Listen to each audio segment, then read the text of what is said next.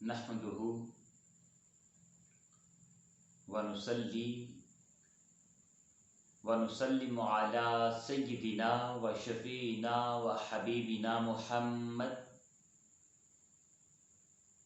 रसूलिहिन नबिय्यिल अमीनिल मकीनिल हनीनिल करीमिर रऊफिर रहीम। अम्मा बाद फ़अऊज़ु बिल्लाहि मिनश शैतानिर रजीम। बिस्मिल्लाहिर रहमानिर रहीम।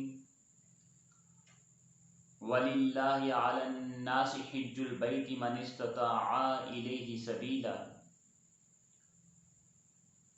सदक़ल्लाहु मौलानल अज़ीम।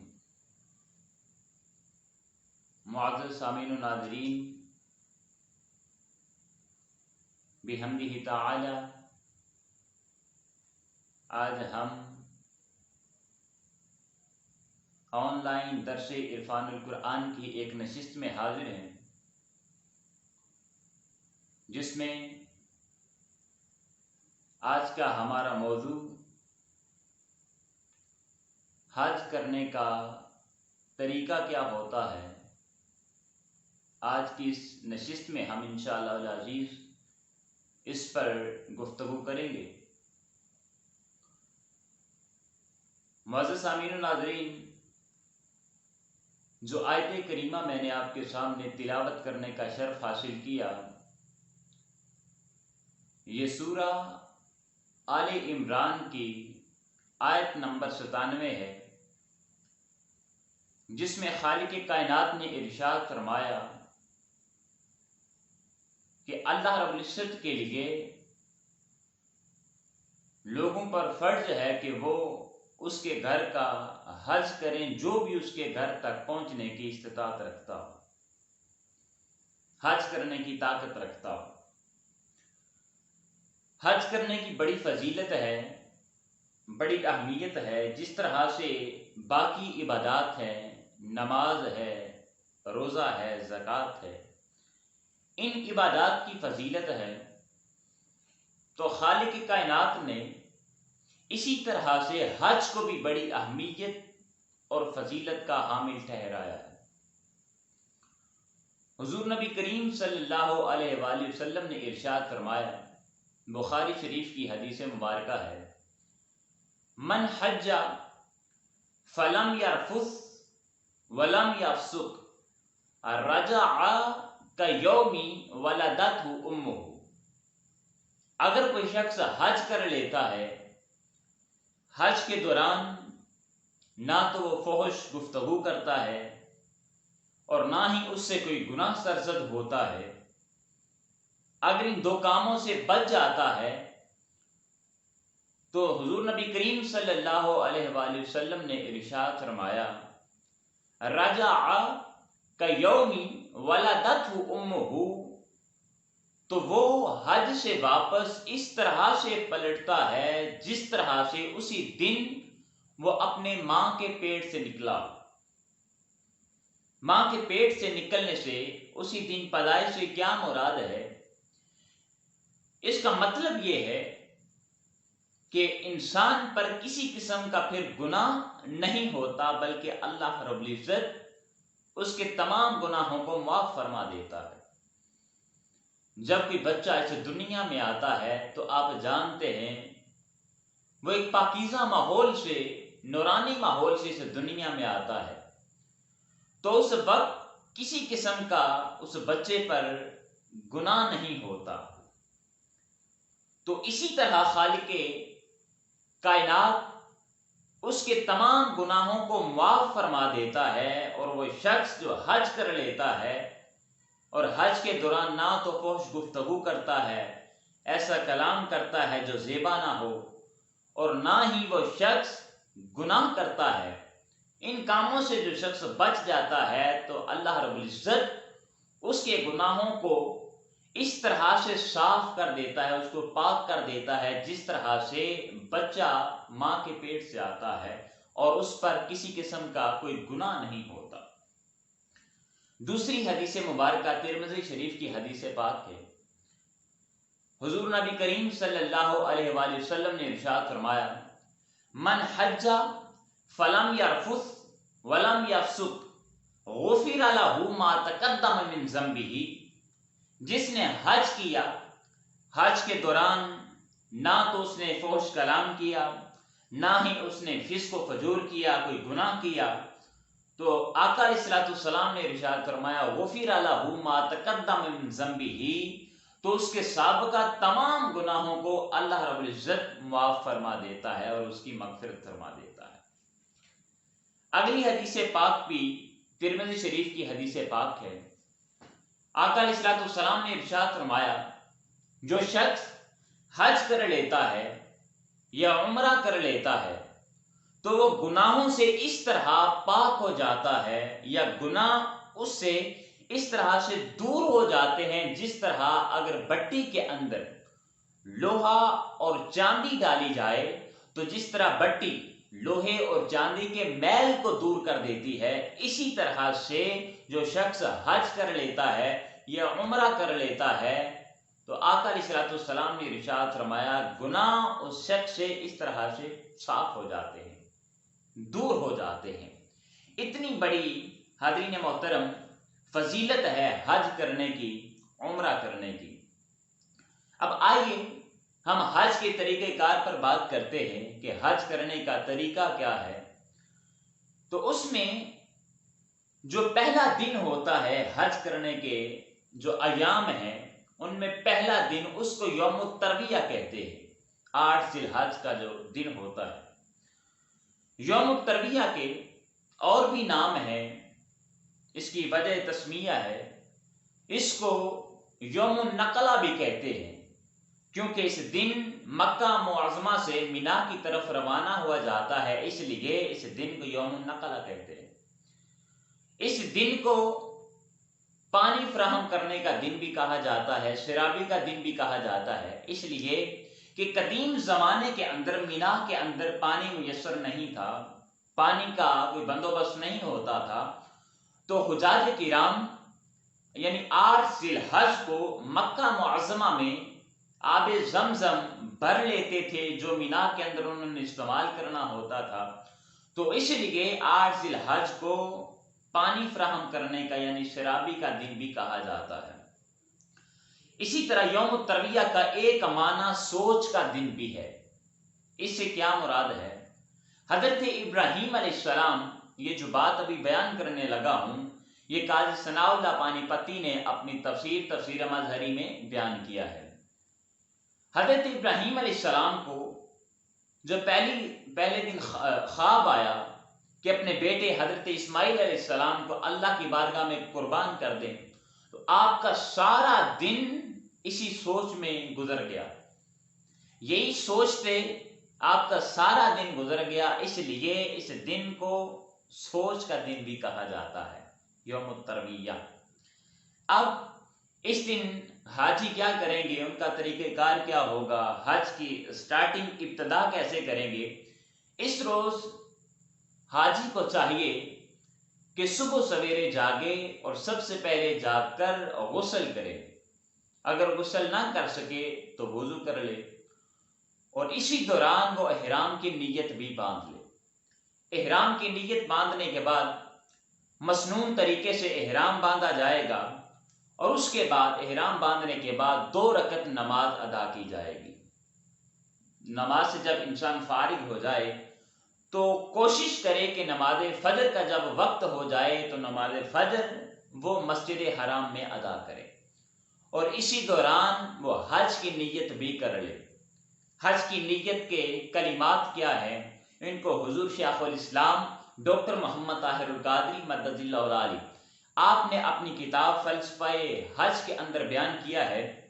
आपने तमाम जो दुआएं हैं, जो मनासिक अदा किया जाता है या जिस जगह पर हाजी जाते हैं, उनकी हर जगह की अलग अलग दुआ है।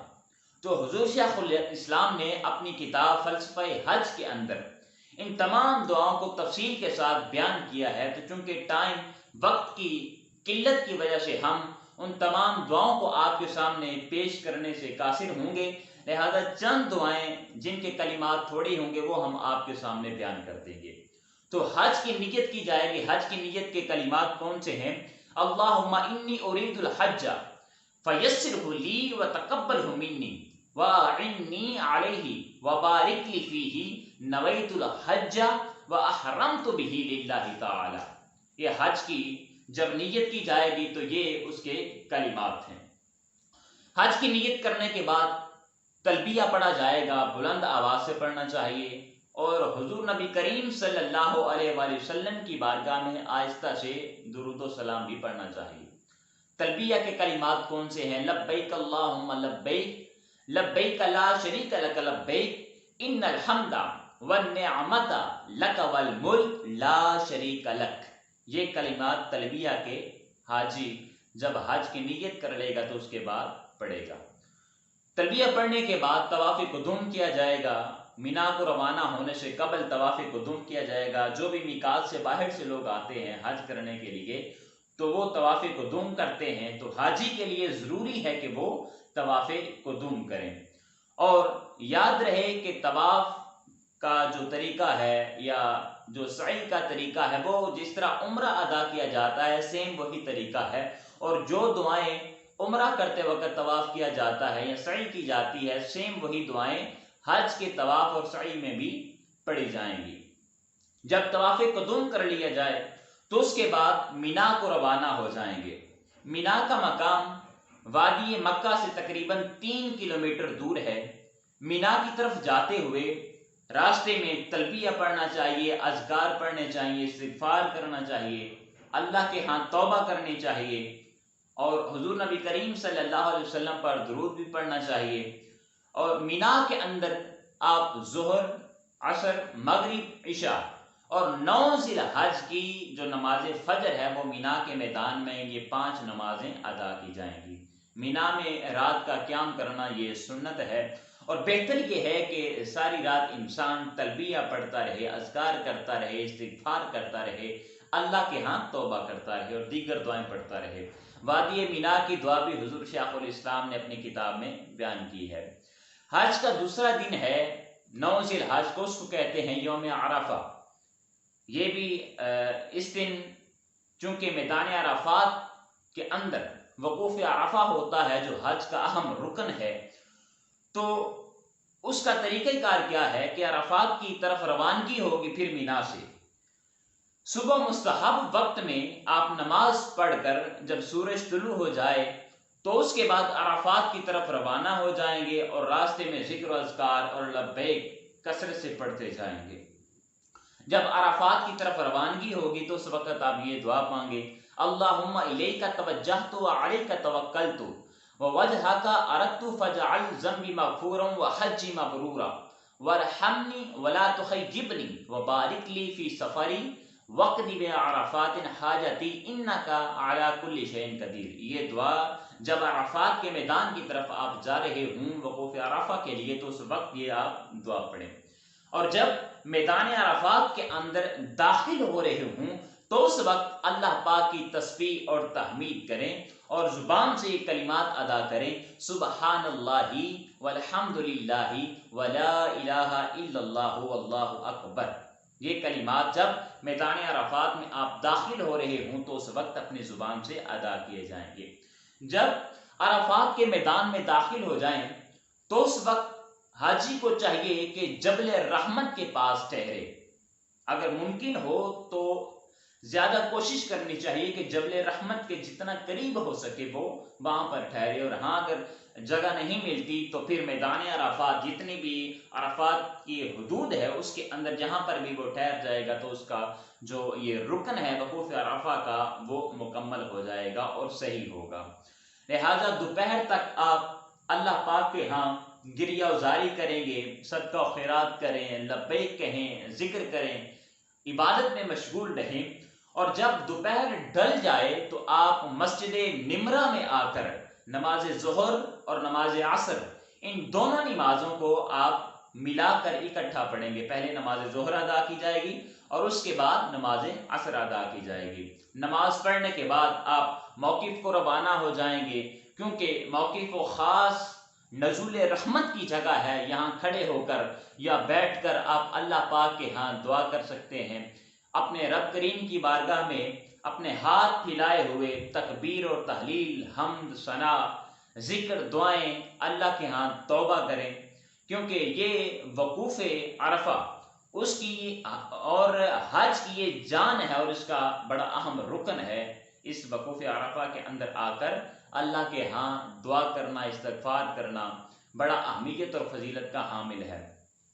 اور یاد رہے کہ جب وقوف عرفہ میں انسان ہو، حاجی ہو، تو اس وقت اس کو حضور نبی کریم صلی اللہ علیہ وآلہ وسلم کو نہیں بھولنا چاہیے، کیونکہ جب تاجدار کائنات حضرت محمد مصطفیٰ صلی اللہ علیہ وآلہ وسلم وہ اس میدان میں تھے تو وہ اپنی امت کو نہیں بھولے، حضور نبی کریم صلی اللہ علیہ وسلم اپنی امت کو نہیں بھولے۔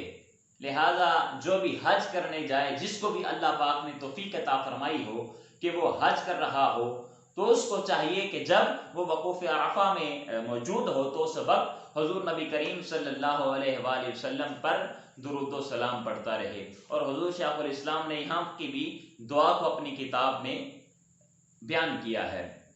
جب سورج ڈھل جائے اور یقین ہو جائے کہ ڈھل رہا ہے، ڈھل گیا ہے، تو فوراً پھر مزدلفہ کی طرف روانہ ہو جانا چاہیے، مگر یاد رہے کہ امام سے قبل آپ میدان سے نہ نکلیں۔ جب امام نکل جائے تو آپ ان کے پیچھے میدان عرفات سے مزدلفہ کی طرف روانہ ہوں، اور راستے میں آپ ذکر، اذکار اور دعائیں پڑھتے رہیں گے۔ جب آپ میدان مزدلفہ میں پہنچیں گے تو اس میدان کی آخری حد پر آپ کو ایک پہاڑ نظر آئے گا، جس پہاڑ کو مشعر حرام کہا جاتا ہے۔ لہذا کوشش کرنی چاہیے کہ مشعر حرام کے آس پاس ٹھہرے، وگرنہ آپ کو جہاں مزدلفہ کے میدان میں جگہ ملے وہاں پر آپ اگر ٹھہر جائیں گے تو آپ کا یہ بھی رکن صحیح ہوگا اور مکمل ہوگا۔ اس کے بعد یہاں پہنچ کر آپ عشاء کے وقت میں مغرب ادا کریں گے اور ساتھ ہی آپ عشاء کی نماز بھی ادا کریں گے۔ نماز مغرب ادا کرنے کے بعد فوراً اس کے نماز عشاء ادا کی جائے گی، اور نماز عشاء ادا کرنے کے بعد سنتیں اور وتر ادا کیے جائیں گے۔ مزدلفہ میں تمام رات جاگنا چاہیے، رات بھر نماز، تلاوت، اللہ رب العزت کے ہاں دعا کرنی چاہیے، توبہ کرنی چاہیے، استغفار کرنی چاہیے، کیونکہ یہ رات وہ رات ہے جو لیلۃ القدر سے بھی افضل رات ہے۔ اس موقع پر یہ دعا کرنی چاہیے، اللہم انی اسألک ان ترزقنی فی ھذا المکان جوامع الخیر کلہ وانت تصرف عنی السوء کلہ فانہ لا یفعل ذلک غیرک ولا یجود بہ الا انت۔ یہ دعا کرنی چاہیے۔ اس سے اگلا دن آ جاتا ہے پھر یوم نحر، قربانی کا دن، 10 ذی الحج کا دن۔ اس دن چونکہ جو حاجی ہوتے ہیں وہ مناسک حج میں مشغول ہوتے ہیں، مصروفیت ہوتی ہے ان کی، لہٰذا عید کی نماز سے ان کو مستثنا کیا گیا ہے، لہٰذا ان کو استثناء ہے کہ وہ نماز عید ادا نہیں کریں گے۔ اس روز کون کون سے انسان پروگرام کر سکتا ہے اور کرے گا؟ اس میں پہلا ہے وقوف عرفہ، وقوف مزدلفہ۔ 10 ذی الحج کو نماز فجر کے بعد غروب آفتاب تک، نماز فجر سے لے کر طلوع آفتاب تک مزدلفہ کے میدان میں وقوف کرنا یہ لازمی ہے، اور قیام مزدلفہ میں صبح کی نماز کے بعد یہ دعا مانگنی چاہیے، اللہم بلغ روح محمد منا التحیۃ والسلام وادخلنا دار السلام یا ذا الجلال والاکرام۔ یہ دعا نماز فجر کے بعد جب میدان مزدلفہ میں ہوں گے تو اس وقت مانگنی چاہیے۔ اس کے بعد جب سورج طلوع ہونے میں 2 رکعت نماز کا وقت رہ جائے تو مزدلفہ سے مینا کی طرف روانہ ہو جانا چاہیے، اور مینا میں رمی کے لیے جو کنکریاں ہیں وہ مزدلفہ کے میدان سے ہی چن لینی چاہیے، یہاں سے اکٹھی کر لینی چاہیے، اور آپ 70 کنکریاں میدان مزدلفہ سے ہی اکٹھی کر لیں گے اور ان کو اچھی طرح سے دھو کر صاف کر کے اپنے پاس محفوظ کر لیں گے، تاکہ آپ کے پاس تینوں دنوں کی کنکریاں جمع ہو جائیں اور بعد میں آپ کو کسی پریشانی کا سامنا نہ کرنا پڑے۔ اس کے بعد مزدلفہ سے روانہ ہوتے وقت وادی محصر، یہ وہ وادی ہے کہ جہاں اصحاب فیل پر عذاب نازل ہوا تھا تو انسان کو کوشش کرنی چاہیے کہ اس وادی سے نہ گزرے، اور ہاں اگر اس وادی سے گزرنا ہی پڑ جائے تو چاہیے کہ جلدی جلدی سے اس وادی سے گزر جائے۔ مینا پہنچ کر سب سے پہلے جمرہ عقبہ اس کی طرف روانہ ہوں گے، اور جمرہ عقبہ وہ کیونکہ آخری ستون ہے، اس پر 7 کنکریوں کی رمی کی جائے گی، 7 کنکریاں ماری جائیں گی، اور اس روز صرف اسی پر رمی کی جائے گی، اور یہ رمی طلوع شمس سے لے کر غروب شمس تک کسی وقت بھی کی جا سکتی ہے۔ ہر کنکری پھینکتے وقت اپنی زبان سے یہ الفاظ ادا کریں، بسم اللہ اللہ اکبر رغمن للشیطان۔ یہ کلمات جب شیطان کو کنکری مار رہے ہوں تو اس وقت اپنی زبان سے ادا کریں، بسم اللہ اللہ اکبر رغمن للشیطان۔ رمی سے فارغ ہو کر قربانی میں مشغول ہوں، کیونکہ یہ حضرت ابراہیم علیہ السلام اور حضرت اسماعیل علیہ السلام ان کی یاد میں حج کے شکرانے کے طور پر قربانی کی جاتی ہے۔ قربانی میں بھیڑ، بکری، گائے یا اونٹ کی قربانی کی جاتی ہے۔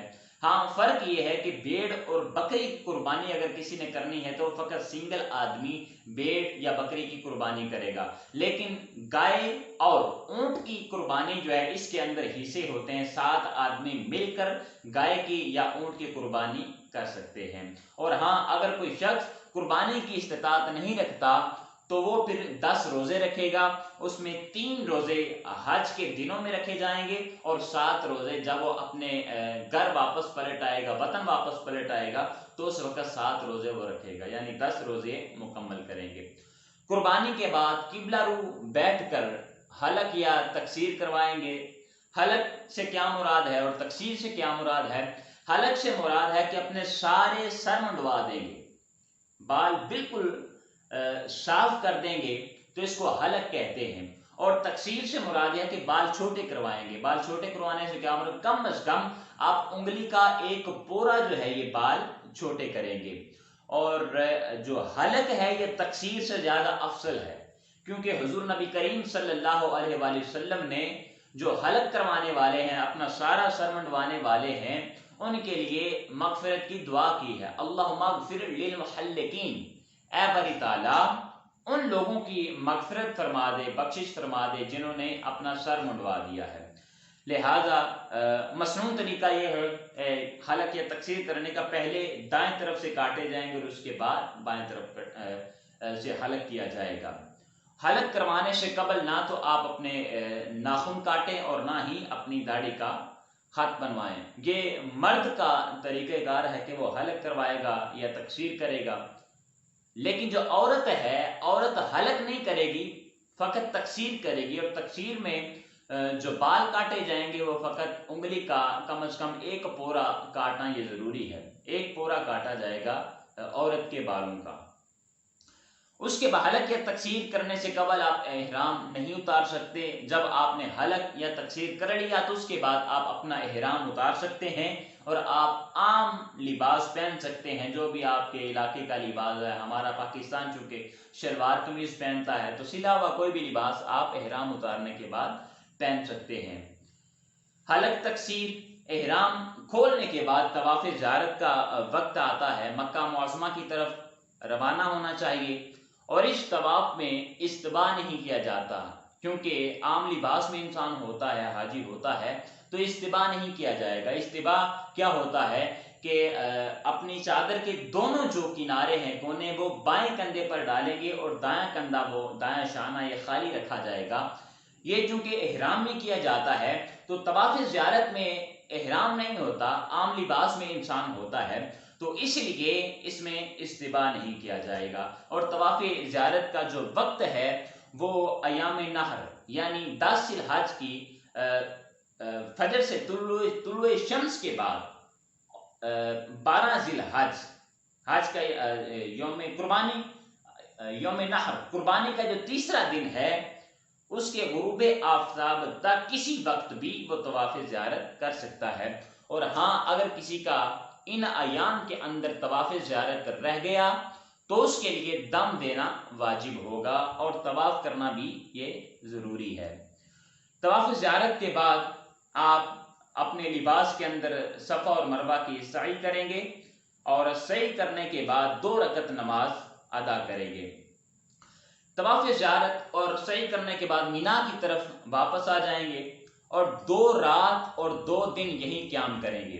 11 تاریخ کو بعد نماز ظہر آپ رمی کے لیے دوبارہ سے روانہ ہو جائیں گے اور سب سے پہلے جمرہ اولا پھر جمرہ وسطیٰ پر آپ رمی کریں گے، ان کو کنکریاں ماریں گے۔ جمرہ وسطیٰ کے بعد آپ کھڑے ہو کر اللہ کے ہاں دعا کریں، اس کے بعد آپ جمرہ عقبہ کی طرف روانہ ہوں گے اور اس کو کنکریاں ماریں گے۔ جمرہ عقبہ کو کنکریاں مارنے کے بعد، اس ستون کو کنکریاں مارنے کے بعد آپ وہاں پر ٹھہریں گے نہیں بلکہ واپس پلٹ آئیں گے اور راستے میں آپ اللہ کے ہاں دعا کر سکتے ہیں۔ اسی طرح 12 تاریخ کو بھی آپ کا یہی معمول ہوگا۔ ظہر کی نماز کے بعد آپ روانہ ہوں گے اور پہلے جمرہ اولا پھر جمرہ وسطیٰ پھر جمرہ عقبہ پر آپ کنکریاں مار کے واپس آئیں گے۔ اس کے بعد غروب آفتاب سے پہلے آپ مکہ معظمہ کی طرف روانہ ہو جائیں اور اس کے بعد ہمارا جو رکن بچ جاتا ہے وہ ہے طواف وداع۔ طواف وداع سے کیا مراد ہے؟ جو آخری طواف کیا جاتا ہے اس کو طواف وداع کہتے ہیں۔ طواف وداع کے اندر نہ تو رمل کیا جائے گا، رمل آپ جانتے ہیں کہ پہلے 3 چکروں کے اندر کندھوں کو اچکا کر حاجی چلتے ہیں یا عمرہ کرنے والے چلتے ہیں، لیکن اس طواف کے اندر یعنی طواف وداع کے اندر رمل نہیں کیا جائے گا، یعنی بہادر اور کبھی لوگوں کی طرح نہیں چلیں گے بلکہ عام روٹین کے مطابق جس طرح انسان چلتا ہے اس روٹین کے مطابق طواف کیا جائے گا۔ اور اس کے بعد نہ تو سعی کی جائے گی اور نہ استباح کیا جائے گا۔ پھر 2 رکعت نماز مقام ابراہیم پر ادا کی جائے گی اور آب زمزم کے مقام پر آ کر آپ جی بھر کے سیر ہو کر آپ آب زمزم پئیں اور اس کے بعد اس آب زمزم کو اپنے جسم پر بھی لگائیں، برکت حاصل کریں، اپنے سر پر بھی پانی ڈالیں، برکت حاصل کریں۔ زمزم پینے کے بعد آپ مقام ملتزم کی طرف پلٹیں، وہاں پر آ کر خانہ کعبہ کے ساتھ لپٹ کر اپنے جسم کو مس کر کے اپنے ہاتھوں کو بلند کر کے اللہ کے ہاں دعائیں کریں، اللہ رب العزت کے ہاں دعائیں کرنا اور اس مقام پر کھڑے ہو کر دعائیں کرنا، اور وہ جگہ جو ہے بڑی قبولیت کی گھڑیاں بھی ہوتی ہیں اور جگہ بھی قبولیت والی ہے۔ اللہ کے ہاں جو دعا کی جاتی ہے اللہ پاک اس کو قبول فرماتا ہے۔ تو جس کو یہ توفیق ملے، اگر رش کم ہو تو وہ مقام ملتزم کے آ کر وہاں پر اللہ کے ہاں دعا کرنی چاہیے اس کو، اور اس مقام کو اور خانہ کعبہ کے غلاف کو پکڑ کر اور دروازہ پکڑ کر انسان کو یہ دعا مانگنی چاہیے، السائل ببابک یسألک من فضلک ومعروفک ویرجو رحمتک، تیرے در کا سائل باری تعالیٰ تجھ سے تیرے فضل اور مہربانیوں کا سوال کرتا ہے اور تیری رحمت کی امید کرتا ہے۔ یہ اللہ کے ہاں دعا کرنے چاہیے۔ جب آپ طواف وداع آب زمزم پی لیں گے، مقام ملتزم سے فارغ ہو جائیں گے، تو پھر حجر اسود کو بوسہ دے کر خانہ کعبہ کی جدائی پر افسوس کرتے ہوئے خانہ کعبہ کی طرف منہ کیے یعنی الٹے پاؤں مسجد حرام سے باہر آ جائیں گے اور باہر آتے وقت یہ دعا پڑھیں گے، اللہم لا تجعلہ آخر العہد من بیتک الحرام وَإِن جَعَلْتَ فَعَوِّدْ مِنْهُ الْجَنَّةَ آئِبُونَ تَائِبُونَ عَابِدُونَ لِرَبِّنَا حَامِدُونَ لِلرَّحْمَةِ قَاصِدُونَ صدق اللہ وحدہ نصر عبدہ وَحَزَمَ الْأَحْزَابَ وَحْدَهُ لا حول ولا قوة إلا باللہ العلی العظیم۔ معزز سامعین و ناظرین، یہ ہم نے مکمل طور پر آپ کے سامنے حج کا طریقہ بیان کر دیا ہے کہ کون سا دن آپ نے کس طرح سے گزارنا ہے، اور آپ اگر ان دعاؤں کو یاد کرنا چاہتے ہیں کہ کس مقام پر اور کس مناسک ادا کرتے وقت کس جگہ پر کون سی دعا پڑھنی ہے، تو یہ دعائیں اگر آپ دیکھنا چاہتے ہیں، پڑھنا چاہتے ہیں، یاد کرنا چاہتے ہیں تو حضور شیخ الاسلام ڈاکٹر محمد طاہر القادری مدد ذیل العالی آپ کی کتاب فلسفہ حج آپ اس کا مطالعہ کر سکتے ہیں، تفصیل کے ساتھ حضور شیخ الاسلام نے ان باتوں کو بیان کیا ہے۔ اللہ پاک کی بارگاہ میں دعا کرتے ہیں، باری تعالیٰ خوش نصیب ہیں وہ لوگ جنہوں نے تیرے اس پاک گھر کی زیارت کی ہے اور ان مناسک کو ادا کیا ہے۔ باری تعالیٰ ہمیں بھی توفیق عطا فرما اور ہمیں بھی ان لوگوں میں شامل کر لیں جو صاحب استطاعت ہیں، تیرے گھر کی زیارت کرتے ہیں، تیرے پاک گھر کو دیکھتے ہیں، وہاں پر جا کر دعائیں مانگتے ہیں، آب زمزم پی کر برکت حاصل کرتے ہیں۔ مولا ہمیں بھی توفیق عطا فرما کہ ہم بھی تیرے پاک گھر کی زیارت کر لیں۔ اللہ پاک کی بارگاہ میں دعا ہے، باری تعالیٰ ہمیں دین اسلام کی تعلیمات کو سیکھ کر ان پر عمل کرنے کی توفیق عطا فرما۔ وما علینا الا البلاغ المبین۔